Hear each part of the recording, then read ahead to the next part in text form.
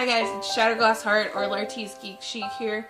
Today I'm going to be doing a tutorial showing you guys how to do ombre nails or gradient nails. So to start off, we're going to need a couple of things.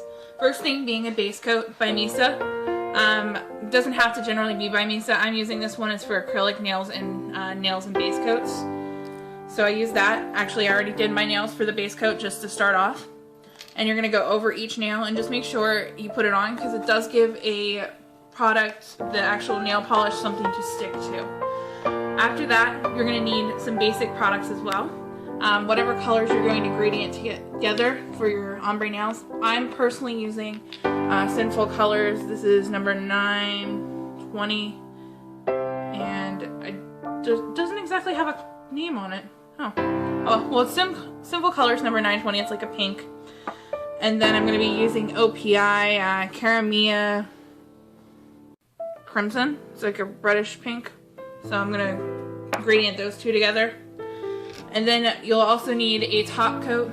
You can either use a sparkle or a clear, depending on what you feel like doing. I have Sally Hansen Extreme and Disco Ball. And then OPI start to finish. That can also be used as a base coat if you do have it. And then you'll also need a file to file down your nails if they're a little bit long, or to get any dirt from under your nails. And some makeup sponges to sponge the actual nail polish onto your nails. A toothpick, or in my case I'm using the one end of a Q-tip. I just kind of pulled the cotton off of the cotton swab. That way I had something to blend the two colors together. Some cotton balls. That way if you do go to put your base coat on, you have something to pull off the color that you might already have on there off. It's always good to start with clean nails. And those are the basic ingredients that you need. You can also use a nail dryer. I actually have the nail enamel dryer by Demert that I'll be using for my tutorial. Now to get started, what you're going to need to do is either have a paper plate or paper towel where you can actually go ahead and put the two colors down. I personally don't have paper plates because we don't use them in the house. So what I'm going to be using is a paper towel, and I'm going to be taking the two colors that I have, basically a little bit of the first one, and pouring it onto the paper towel.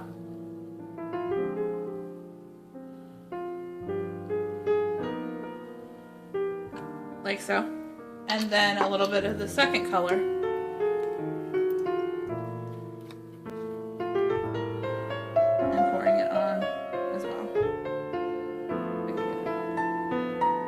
If it is a little bit too thick, you could always go ahead and add a little bit of nail polish to it to blend the two colors together and make it a little bit thinner. So OPI polishes tend to be a little bit thicker if you haven't used them for a while, or any nail polish that you haven't used for a little bit.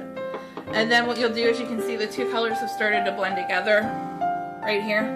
You'll take the end of the toothpick or Q-tip, whatever you happen to be doing, and blend the two together. That way you can see the slight gradient between the two. As you can see, they kind of blend together, giving it a nice effect there. So what you'll do, after you've blended the two together, you'll take your makeup sponge and dab it into the actual thing. What I'm doing, I'm folding mine in half, that way it's a little bit easier for me because mine are really thin. But you may have a thicker nail polish or sponge that you might use. So you'll take one of the nails that you do have the base coat on, go ahead and slowly dab the two on there, kind of giving it that gradient effect. You can also, another tip that you can do is use a little bit of tape to keep the colors from getting onto your nails, but you can always go back later with a sponge and go back over it. But as you can see, you have that slight gradient effect from going from the red to the pink. And you'll continue to do that on the rest of your hands. And when I'm done with the first hand, I'll come back and show you guys the finished results. Okay, so this is the completed look for the first hand. As you can see, it does go from the red to the pink. It kind of gives it a really cute look for Valentine's Day. I really, really like it.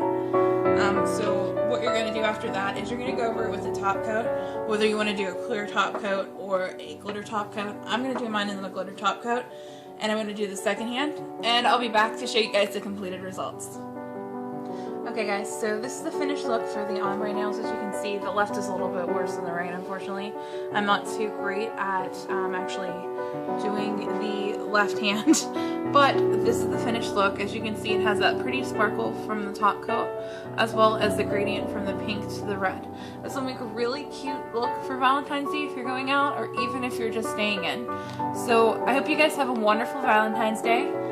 Bisous, mwah, stay safe, and subscribe and like this video. Thanks so much for watching and have a wonderful day. Bye!